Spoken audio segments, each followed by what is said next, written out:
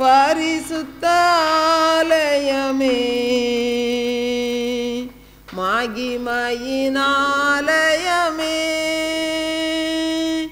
நாமே அவ்வாலயமே தேவனின் ஆலயமே பரிசுத்த ஆலயமே மகிமையின் ஆலயமே நாமே அவ்வாலயமே தேவனின் ஆலயமே. அல்லேலூயா அல்லேலூயா அல்லேலூயா. கொலோசையர் 3வது அதிகாரம் 15வது வசனத்தை நம்ம வாசிக்கலாம். கொலோசையர் 3வது அதிகாரம் 15வது வசனம். தேவ சமாதானம் உங்கள் இருதயங்களில் ஆளக்கடவது, இதற்கென்றே நீங்கள் ஒரே சரீரமாக அழைக்கப்பட்டீர்கள், நன்றி அறிதல் உள்ளவர்களாகவும் இருங்கள்.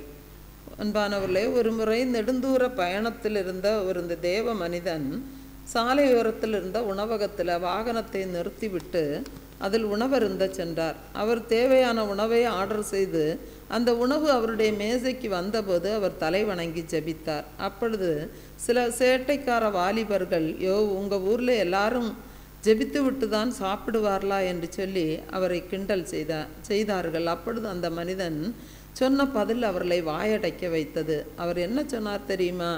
எங்கள் ஊரிலும் பன்றிகள் ஜெபிப்பதில்லை என்று சொன்னார். அவர் சொன்ன பதில் சற்று கடினமாக இருந்தாலும் அது அவர்களை சிந்திக்க வைத்தது.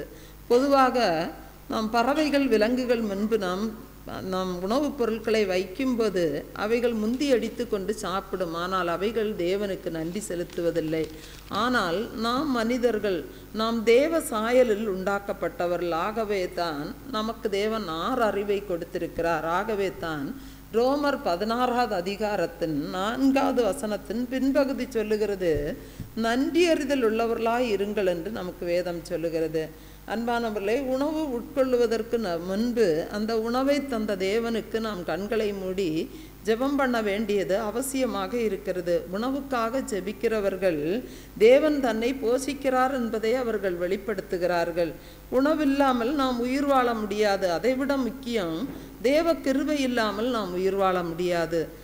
உபாகமம் 26வது அதிகாரம் 10-11 வசனம் சொல்லுகிறது, இப்பொழுதும் இதோ கர்த்தாவே, தேவரீர் எனக்கு கொடுத்த நிலத்தினுடைய கனிகளின் முதற்பலனை கொண்டு வந்தேன் என்று சொல்லி அதை உன் தேவனாகிய கர்த்தருடைய சந்நிதியில் வைத்து உன் தேவனாகிய கர்த்தருடைய சந்நிதியில் பணிந்து நீயும் லேவியனும் உன்னிடத்தில் இருக்கிற பரதேசியும் உன் தேவனாகிய கர்த்தர் உனக்கும் உன் வீட்டாருக்கும் அனுகிரகம் பண்ணின சகல நன்மைகள் நிமித்தமும் சந்தோஷப்படுவீர்களாக.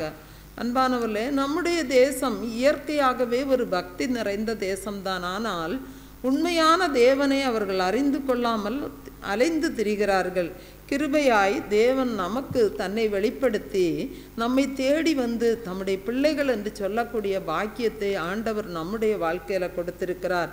இவ்வளவு நன்மைகளை செய்த தேவன் நம்மிடத்தில் அவர் ஒன்றை எதிர்பார்க்கிறார். நாம் தேவனுக்கு முன்பாக பணிந்து நாம் அவரை ஆராதிக்க வேண்டும் என்பதுதான். அன்பானவர்களே, நம் தேவனாகிய கர்த்தர் ஒருவரே அவர் தேவன். அவர் மாத்திரமே சகல துதிக்கும் ஸ்தோத்திரத்துக்கும் கனத்துக்கும் மகிமைக்கும் பாத்திரராயிருக்கிறார். அவர் ஒருவரே அன்புக்கு பாத்திரர். ஆகவே நாம் அவரை நம்முடைய முழு இருதயத்தோடும் நம்முடைய முழு மனதோடும் நம்முடைய முழு பலத்தோடும் நாம் தேவனிடத்தில் அன்பு கூற வேண்டும் என்று தேவன் விரும்புகிறார். எனவே தான் சங்கீதக்காரன் தாவீது சொல்லுகிறார், சங்கீதம் 95:6-7 வசனத்தை நாம் வாசிக்கும்போது, நம்மை உண்டாக்குன கர்த்தருக்கு முன்பாக நாம் பணிந்து குனிந்து முழங்காற்படியிட கடவும் வாருங்கள். அவர் நம்முடைய தேவன், நாம் அவர் மேய்ச்சலின் ஜனங்களும் அவர் கைக்குள்ளான ஆடுகளுமாமே. அன்பானவர்களே, நாம் பெருமையோடும் அகங்காரத்தோடும் நாம் கர்த்தரை தொழுது கொள்ளக்கூடாது. நாம் தாழ்மையோடும் நாம் அன்போடும் தேவனை பணிந்து அவரை ஆராதிக்க வேண்டும் என்று சொல்லி தேவன் விரும்புகிறார்.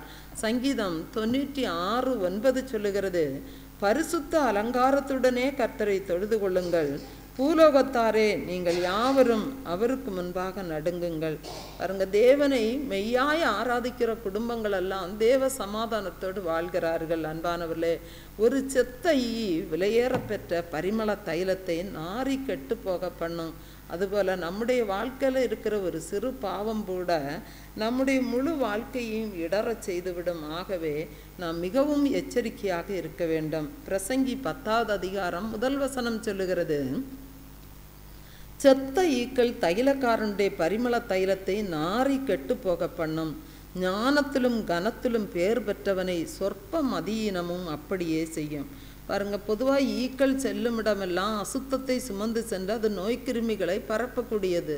இந்த ஈக்கள் சூடான பொருட்களில் உட்காராது. அதுபோல் நம்முடைய ஆவிக்குரிய வாழ்க்கையிலும் நாம் மணலாய் இருப்போம் என்று சொன்னால் அசுத்தத்தை பரப்பக்கூடிய ஈக்களை போன்ற அசுத்தங்களும் பாவங்களும் நம்மை மேற்கொள்ள முடியாது. ஈக்கள் தங்களுடைய நுகரும் தன்மையை கொண்டு உணவிருக்கிற இடத்தை கண்டுபிடிக்கும். அந்த ஈக்கள் 360 டிகிரியில் அனைத்து கோணங்களிலும் அவைகளால் பார்க்க முடியும். ஆனால் வாசனை மிக்க விலையேற பெற்ற தைலத்தை ஒரு நாரி கெட்டுப்போக பண்ண ஒரு செத்த ஈ போதும் என்று சொல்லி சாலமன் ஞானி சொல்லுகிறார். அன்பானவர்களே, ஞானத்திலும் கனத்திலும் பேர் பெற்றவனை சொற்ப மதியினமும் கெட்டு நாரி போக பண்ணும். உதாரணமாக நாம் வேதத்தில் பார்க்கும்போது உசியா ராஜாவின் வாழ்க்கையில் மேட்டிமை என்ற ஈ அவருடைய அனைத்து நற்குணங்களையும் அழித்து விட்டது. பொதுவாக பலிபீடத்தில் ஆசாரியர்கள் மட்டுமே பலி செலுத்துவார்கள். ஆனால் உசியா ராஜா தன்னுடைய தேவனுடைய கட்டளையை மறந்து அவருடைய சுயம் அந்த இடத்துல அவருக்கு மேலோங்கியது. மேட்டிமை என்ற செத்த ஈ அவனது வாசனை மிக்க வாழ்க்கையே மிகவும் சீரழித்து கெடுத்து விட்டது. 1 கொரிந்தியர் 5வது அதிகாரம் 6வது வசனம் சொல்லுகிறது, நீங்கள் மேன்மை பாராட்டுகிறது நல்லதல்ல, கொஞ்சம் புளித்தமா பிசைந்தமா முழுவதையும் புளிப்பாக்கும் என்று அறியீர்களா? 1 தெசலோனிக்கேயர் 4வது அதிகாரம் 7வது வசனம் சொல்லுகிறது, தேவன் நம்மை அசுத்தத்திற்கு அல்ல பரிசுத்தத்திற்கென்றே அழைத்திருக்கிறார். அன்பானவர்களே, நம்மிடத்தில் எத்தனை நல்ல குணங்கள் காணப்பட்டாலும் ஒரே ஒரு தீய குணம் காணப்பட்டால் அத்தனை நல்ல குணங்களையும் அது அழித்துவிடும். ஒரு செம்பு பாலில் ஒரு சொட்டு விஷம் கலந்தாலே அந்த பால் முழுவதுமே விஷமாகிவிடும். அதே போல் நாம் குடிக்கிற நல்ல தண்ணீரில் ஒரு சொட்டு சாக்கடை நீர் விழுந்தாலும் அதை நாம் குடிக்க முடியாது. அன்பானவர்களே, நாமும் கூட நமது அன்றாட வாழ்க்கையில் அசுத்தத்தை பரப்பும் ஈயாக இராமல் தேவனுக்கு பிரியமான பரிசுத்த வாழ்க்கை நாம் வாழ வேண்டும். எரேமியா 8வது அதிகாரம் 7வது வசனம் சொல்லுகிறது, ஆகாயத்திலுள்ள நாரை முதலாய் தன் வேலையை அறியும் காட்டுப்புறாவும் கொக்கும் தகைவிலான் குருவியும் தாங்கள் வரத்தக்க காலத்தை அறியும். என் ஜனங்களோ கர்த்தரின் நியாயத்தை அறியார்கள் என்று கர்த்தர் உரைக்கிறார் என்று சொல். அன்பானவர்களே, பொதுவாக நாம் பறவைகளின் இடம்பெயர்வு பற்றி நாம் சயின்ஸ் பாடத்தில் நாம் படித்து அறிந்திருக்கிறோம். இந்த குளிர் பிரதேசத்து பறவைகள் வெப்பம் தேடி அந்த நாட்டிலிருந்து இடம்பெயர்ந்து இந்தியா போன்ற வெப்ப நாடுகளுக்கு அந்த பறவைகள் பறந்து வருவதுண்டு. அப்படி அவைகள் பறந்து வந்து அங்கு கூடு கட்டி முட்டையிட்டு குஞ்சு பொரித்து மீண்டும் தங்களுடைய சொந்த தேசத்திற்கு அந்த குஞ்சுகளோடு போய்விடும். அன்பானவர்களே, இப்படி இடம்பெயர்வு செய்கிற பறவைகள் சுமார் 5000-6000 கிலோமீட்டர் தொலைவு கடல் கடந்து பறந்து செல்லுகின்றன. தன்னுடைய நாட்டில் எப்பொழுது குளிர்காலம் ஆரம்பமாகும் என்றும் இன்னும் அது இடம்பெயர்வு செய்கிற அந்த நாட்டிற்கு கடந்து செல்ல எவ்வளவு நாட்கள் ஆகும் என்ற கணக்குகள் அந்த பறவைகளுக்கு தெரிந்திருக்கிறது. தேவன் அவைகளுக்கு அந்த ஞானத்தை கொடுத்திருக்கிறார். அன்பானவர்களே, தான் படைத்த அந்த 5 அறிவு பறவைகளுக்கே இப்படி நாட்களை கணக்கு பார்க்கக்கூடிய அந்த அறிவு இருக்கிறது. ஆனால் 6 அறிவு கொடுத்திருந்தும் தேவன் படைத்த ஜனங்கள் தேவனுடைய நீதி நியாயங்களை அறிந்து கொள்ளவில்லையே என்று சொல்லி ஆண்டவர் வேதனைப்படுகிறார். தேவன் மனிதனை தன்னுடைய சொந்த சாயலிலும் அவருடைய ரூபத்திலும் படைத்தார். ஆனால் வேறு எந்த உயிரினங்களையும் ஆண்டவர் அப்படி படைக்கவில்லை. அப்படி மனிதனை அவ்வளவு சிறப்பானவனாக படைத்திருந்தும் மனிதனுக்கு தேவனை அறிவும் ஆர்வம் இல்லை என்று சொல்லி தேவன் வேதனைப்படுகிறார். உலகத்தை அறியும் காரியங்களுக்கு காட்டும் அந்த அக்கறை மனிதன் தேவனை அறியக்கூடிய காரியங்களுக்கு காட்டுவதில்லை. ஏசாயா 1வது அதிகாரம் 3வது வசனம் சொல்லுகிறது, மாடு தன் எஜமானையும் கழுதை தன் ஆண்டவனின் முன்னணையும் அறியும், இஸ்ரவேலோ அறிவில்லாமலும் என் ஜனம் உணர்வில்லாமலும் இருக்கிறது என்கிறார். பாருங்க, இந்த உலகத்தில் இந்த மனிதர்கள் ஆன்மீக வளர்ச்சிக்காக எவ்வளவோ ஆர்வத்தை காட்டுகிறதை நாம் பார்க்கிறோம். அதற்காக விதவிதமான ஆலயங்களை கட்டுகிறார்கள். ஆனால் அதையெல்லாம் தேவன் விரும்புவதில்லை. தேவனை அறியாமல் இருந்து கொண்டு தனிப்பட்ட விதத்தில் செய்யும் காரியங்கள் தேவ நீதியை வெளிப்படுத்துவதில்லை. ஆனால் நாம் மெய்யாய் தேவனை அறியும் போதுதான் தேவ நீதியை நாம் அறிந்து கொள்ள முடியும். எப்படி இயல்பாகவே அந்த காட்டுப்புறாவும் கொக்கும் தகைவலான் குருவியும் தாங்கள் வரத்தக்க காலத்தை அறிகிறதோ, அதே போல நாம் தேவனை அறிவது நம்முடைய இயல்பான குணமாக இருக்க வேண்டும். அன்பானவர்களே, நீதிமொழிகள் 22வது அதிகாரம் 6வது வசனம் சொல்லுகிறது, பிள்ளையானவன் நடக்க வேண்டிய வழியிலே அவனை நடத்து, அவன் முதிர் வயதிலும் அதை விடாதிருப்பான். பாருங்க, லதாவிற்கு சுந்தர் என்று சொல்லுகிற ஒரு மகன் இருந்தான். அந்த லதா தன்னுடைய மகனுக்கு அடிக்கடி சிறு பருவத்திலிருந்தே அவன் அடிக்கடி செய்ய வேண்டிய காரியங்களை சரியாக, தன்னுடைய கடமைகளை சரியாக செய்வதற்கு அவனை வற்புறுத்தி கொண்டே இருப்பாள். உதாரணமாக குளிக்க சென்றால் டவலை சரியாக காய வைத்தாயா, தண்ணியை பைப்பு சரியாக அடைத்தாயா, லைட்டை ஆஃப் பண்ணியா, அப்புறம் பள்ளிக்கூடத்துக்கு போயிட்டு வந்தால் ஒழுங்காக யூனிஃபார்மை மாற்றினாயா, வேதத்தை வாசித்தாயா, இப்படி அவனை தொந்தரவு கொடுத்து கொண்டே இருப்பார்கள். அது அவனுடைய வாலிப வயதிலும் அவனுக்கு அந்த ஒழுங்கு முறைகளை அவள் சொல்லி வற்புறுத்தி கொண்டே இருந்தால் அது அவனுக்கு ஒரு வெறுப்பை கொடுப்பதாக, ஒரு எரிச்சலை கொடுப்பதாக கூட அவனுக்கு இருந்திருக்கலாம்.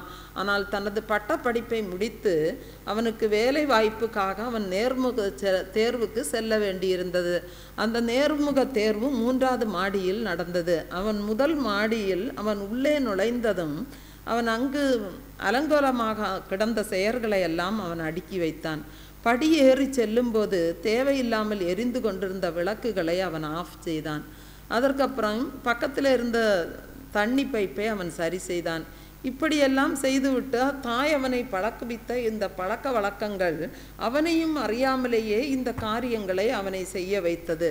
அப்பொழுது அவன் கடைசியாக 100 பேருடன் 101வது நபரோடு போய் அந்த இன்டர்வியூ நடக்குத இடத்தில் போய் அமர்ந்தான். அப்பொழுது ஒருவர் வந்து அவனை தட்டி அவனை உள்ளே அழைத்து சென்றார். அப்பொழுது அவனிடத்தில் எந்த கேள்வியுமே கேட்காமல் ஏற்கனவே ரெடி பண்ணி வைத்த அப்பாயின்மெண்ட் ஆர்டரை அவனிடத்தில் கொடுத்தார்கள். அவன் இந்த சிசிடிவி கேமரா மூலம் அவன் செய்த அந்த காரியங்களை அந்த மேலாளர் கவனித்து கொண்டே இருந்தார். அதனால் அவனிடத்தில் எந்த கேள்வியும் கேட்காமல் அப்பாயின்மெண்ட் ஆர்டர் அவனுக்கு கொடுக்கப்பட்டது.